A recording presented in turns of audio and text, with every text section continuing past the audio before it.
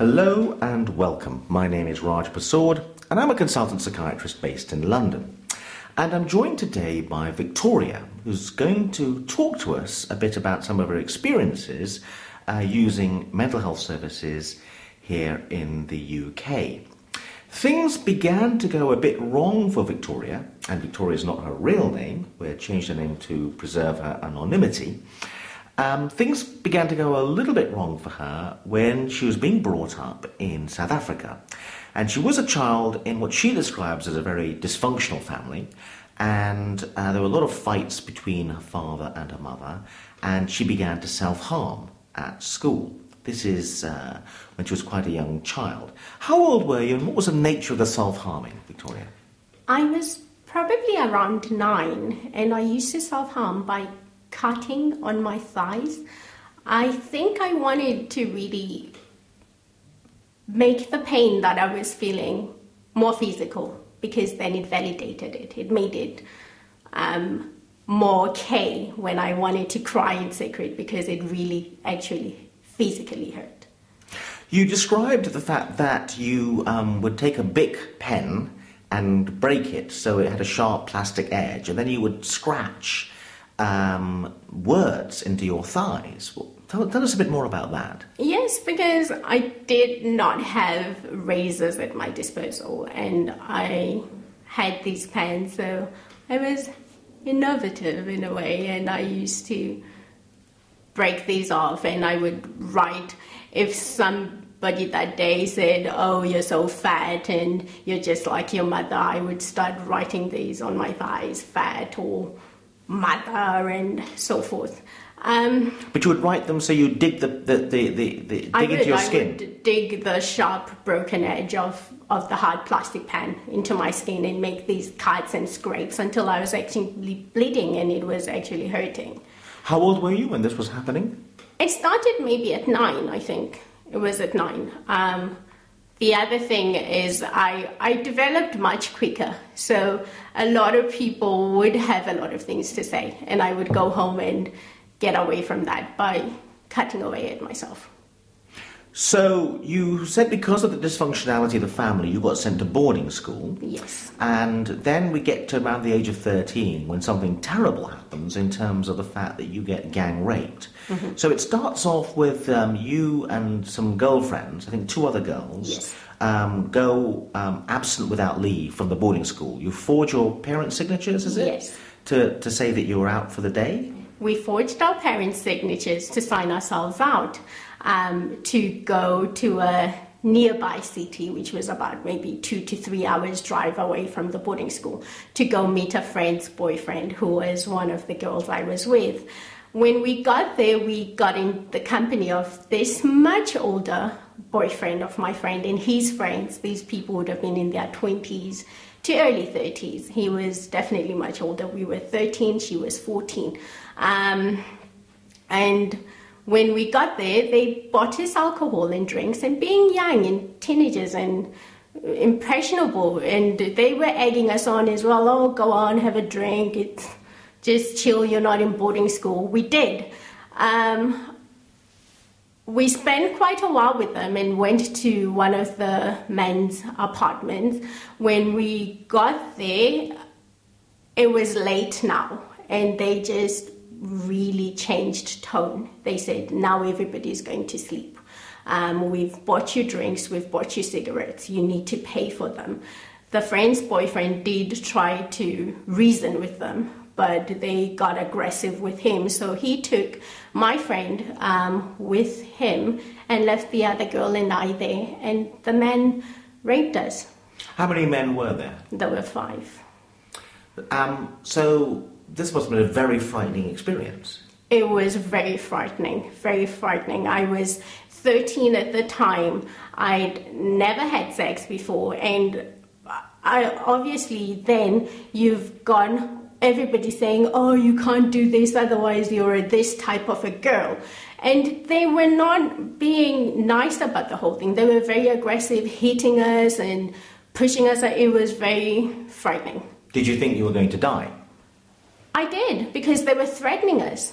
They were threatening us, and some of them had weapons, and they were hitting us. So they were saying, you're going to do this. I've been to jail so many times. I don't care. The police are going to just arrest me and release me anyway. So it was very real. The older boyfriend of your female friend, these two disappeared and then came back to take you away, but this was several hours later. So there's a sense in which they kind of colluded with this. Yes. Thing. So that must have been very upsetting as well. It was. When we got back to boarding school, I really struggled to almost forgive her and to bridge that gap that in the first place, I signed out to accompany you to go meet this boyfriend. And when this all started happening, you abandoned me and went off to be safe by yourself. And where is the loyalty and the friendship in this? But they didn't even go and get the police. They went away. No. And then came back several hours later after it was all over. Yes. And took you away. Yes. I think given our society, I don't want to say it's tolerant, but people they don't have that much faith in policemen and so forth. This was a society abroad. This is what was in the UK. Yes, this was the society abroad. Okay, that you were brought up in. Yes. Okay, so you went to stay with your aunt for a few days, I think. Yes. Before going back to school, but you didn't tell anyone what had happened. No, I didn't. The following morning, after the friend's boyfriend had come to collect us, I went to my aunt who lived in that city. I stayed with her for about 2 days. After this, my father arranged for me to get back home. And I didn't tell anybody. I couldn't tell my aunt. I certainly couldn't tell my father. My father is very strict, and he did feel that it served me quite right. Because he did find out in the end, several weeks later. He did find out in the end because... And he said, as a result? He found out several weeks later because I did finally disclose to my mum. I was really struggling with this and I came clean to her. I had concerns of, could I have contracted something? Could I be pregnant? And I told her this. She did in turn tell my father, who, following their divorce, was our legal guardian. And he said, it serves her right for signing herself out of boarding school. She should have been in school, and she chose that, and that's what happens if you live in the fast lane. Did it surprise or shock you that your father said this? No, not at all. That's why I would not tell my father to start with. It wasn't surprising, but it was very hurtful. And several weeks later, I tried to commit suicide because I've always known my father to be very cold-hearted, but I feel at that point I was feeling so ashamed. And my family as well had quite shunned me, really, that you signed yourself out, you did this, you've disgraced everybody, and it was quite difficult. The school didn't know at first what had happened and decided to expel you because you'd been absent without leave. Yes. We did break school rules, which are very strict. So they did I suppose the justified action of expelling us from the hostels, the actual boarding. They suspended us from school for a term, I believe, and then we went back. My father at the time did have me accommodated at a local hotel to finish my school year there. So he was quite angry, and he would constantly remind me, I'm now doing this because you've done this. I'm now doing that because... And it was a very difficult time for me. So, eventually you came to the United Kingdom, and then the sort of self-harming continued, but then there was a major sort of suicide attempt after you got a bit overwhelmed at work and there were some problems with a boyfriend. Mm-hmm. Tell us a bit about that suicide attempt. I came to the UK in context to my health difficulties in South Africa, and my mother, who was in the UK at the time, took me with her to try and get me away from this. I started working in the health sector as a healthcare assistant. I gained a lot of experience working in this, so I managed to get a senior post, but I had to move from where I was living to a completely different area.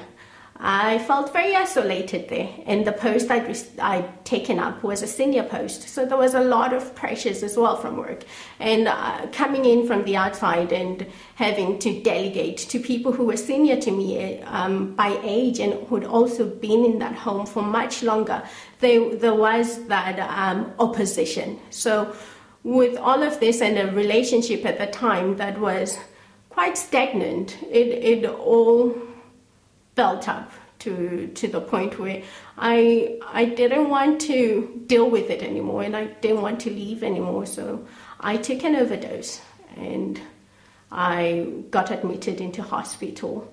After that, I had the services, mental health team, the crisis team, a social worker, and the psychiatrist review not only my medication but work much more intensively with me. So after that, your mother was very worried about you because of this suicide attempt, quite a serious suicide attempt. You took quite a large number of sleeping tablets, got admitted to hospital for a few days. So she came and took you back to the country of origin that you came from for a few weeks. And after that, you came back to the UK and you managed to engage a bit more with mental health services. But before that happened, you weren't really engaging. You said something to me about the fact that you were very depressed, and depression means that you tend not to have much faith that services can be of much help. That's correct. Before that, I was already involved with the services because I reached out to my local GP where I was living that I've got these concerns. I am somebody who's been diagnosed with bipolar. I've always struggled with depression, and with everything going on at work and such and such and such, I have concerns I might relapse. And so I'd already had that involvement. However, my health was deteriorating anyway, so I questioned whether or not they were effective, or if anything really I was struggling with at the time could get better. And as I said earlier, this is the nature of the beast, in that depression is very isolating, and it takes away from you the hope for a brighter tomorrow, so to speak. Now, you're taking various medications. One of them is Abilify, which is an antipsychotic medication. That's for when people kind of lose touch with reality and begin to hear voices. So tell us a bit about why you're taking that. You became very religious at one point as a result of your bipolar illness and going very high. I've always been religious because of my upbringing. My father was a minister in a church, and my mother is a religious fanatic. So I've always had that very strict religious upbringing. So with this, I suppose, and the bipolar, it was a recipe to some extent for disaster. I suffered a manic episode where I had grandiose ideas. I believed that I was almost God, or he was speaking through me. And this clashed with my mother at a great deal, being somebody who's very religious herself. And I attacked her physically and my nephew violently at the time. Later on as well, with sleep deprivation, I believed my sister to be morphing into a demon of some sort. And I think following that, they put me on the Abilify, and I've been taking it, and touch wood, it's working. But you were placed under a section of the Mental Health Act at that time, because you went very high. You thought you were God. You thought your sister was morphing into a demon. Yes. And you attacked her and your mother, I think, because there was conflict. I attacked my nephew and my mother. Okay.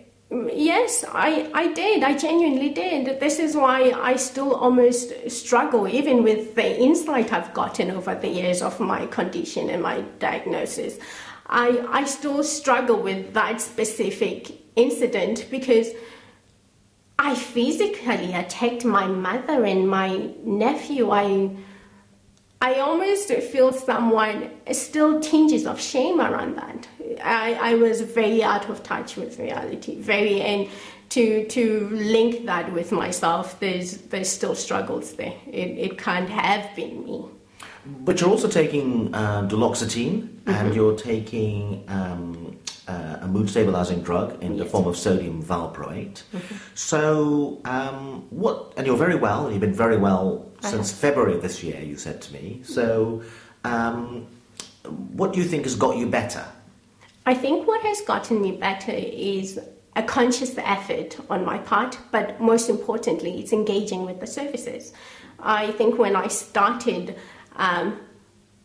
working with the CPN and the psychiatrist and other teams such as MAPS to not be so isolated, to go back and to form some structure again in my life, I started feeling much better and more myself. So I would credit it to the medication, but also to actually engaging with the services. But you went through a period of time where you didn't really have a consultant psychiatrist or a psychiatrist. It kept changing, different people, and that was a difficult time, and the treatment wasn't so good. But you've had the same psychiatrist now for about a year, I think it is. Yes. And that's worked much better.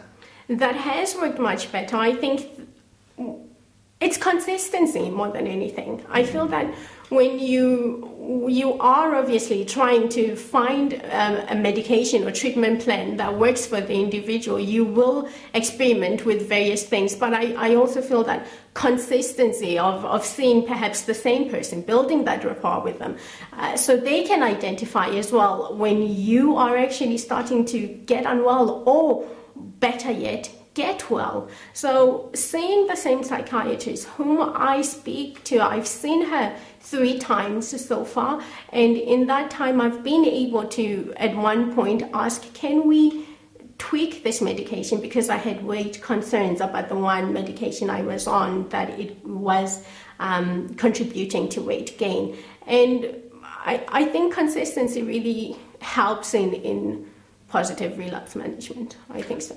What are your hopes for the future? My hopes for the future are to continue to build structure around my life. I want to go back to employment. I'm looking into furthering my education as well.